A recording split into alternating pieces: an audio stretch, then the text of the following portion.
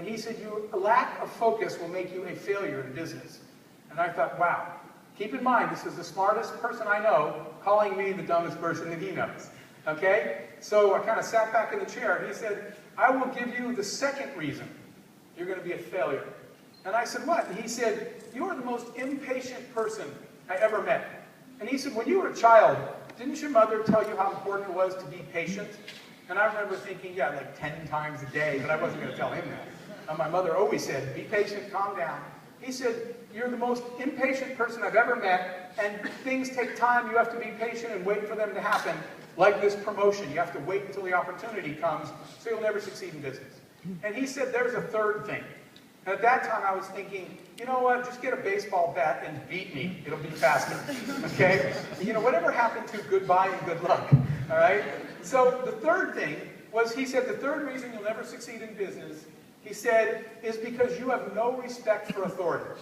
You don't respect the rules. There are people like me, he was saying about himself, ahead of you, that designed the industries, that wrote the rules, right? That created the way things work in the world, and you have to respect that. You don't. You think you can do it better. You have no respect for the rules, no respect for authority.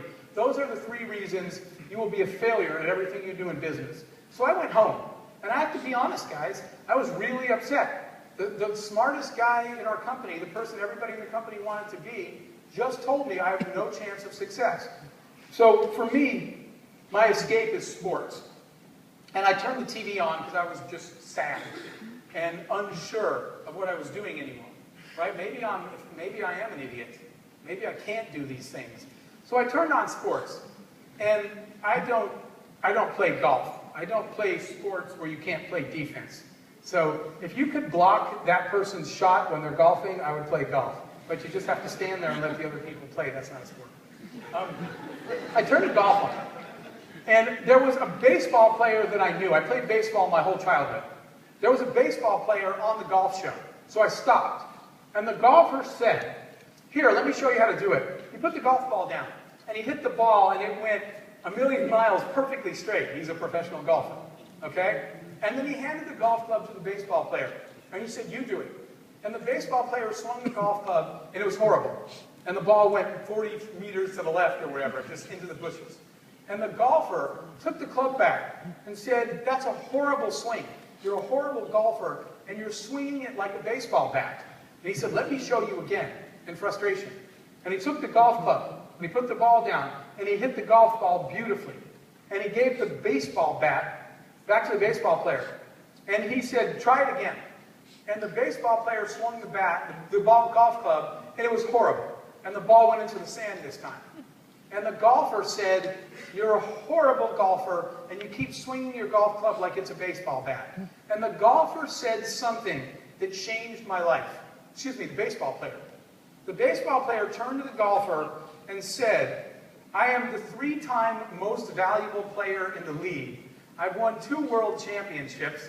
I currently lead the league in home runs, and I get paid $20 million a year. He said, I'm okay with my swing right now. Okay? And I sat bolt upright, and let me tell you the epiphany, guys. I realized, and I want you to think about this, I realized that Charles was a golfer, and I want to play baseball. All the people in my life were judging my golf game. I read a proverb on a recent trip to Africa. I was meeting with some entrepreneurs that said, if you judge a fish by its ability to climb a tree, it will think it's stupid the rest of its life.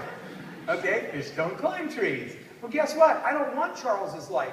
That's not the career that I want. I don't want, everybody I was talking to were golfers.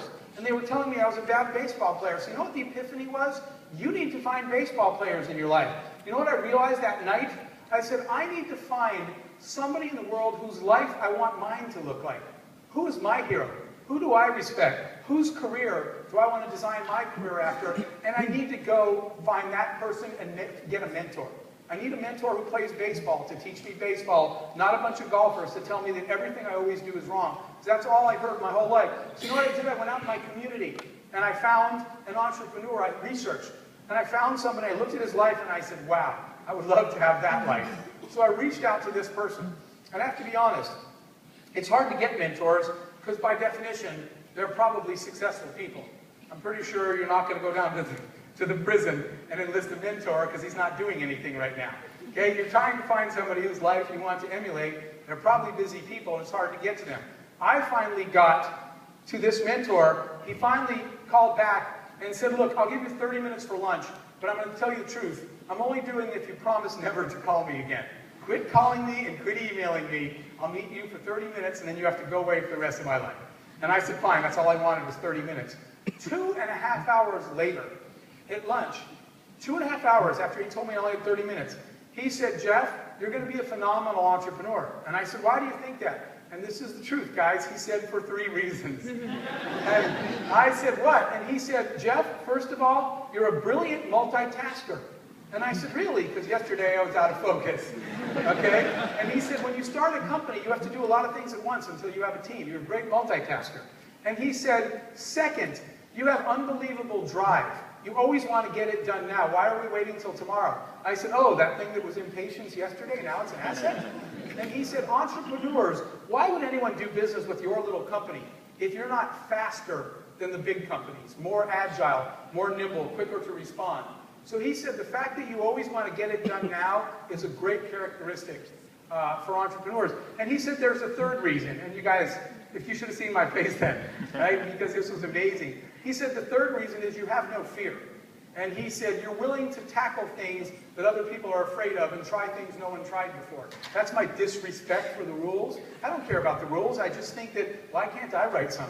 Who said those guys got to write? Who said the Charles of the world made all the rules? And in fact, what I never said then, when he said, you think this industry that was designed by people way smarter than you decades ago, you can do it better? You want to know a secret? The first time I looked at the travel industry, I said, wow, inefficiency everywhere. I can do it better. Okay, so the answer is, yeah, I actually thought I could do it better. Technology changes, tools change, and you have an opportunity to do things that couldn't be done before. So that was the turning point in my life, where I realized what you need to do is be careful of who surrounds you. That is the beauty of coming to a conference like this. You're surrounded by baseball players. Everybody here wants to do the same thing, and a lot of people here have. That is why I'm here, adding my time, trying to help you guys.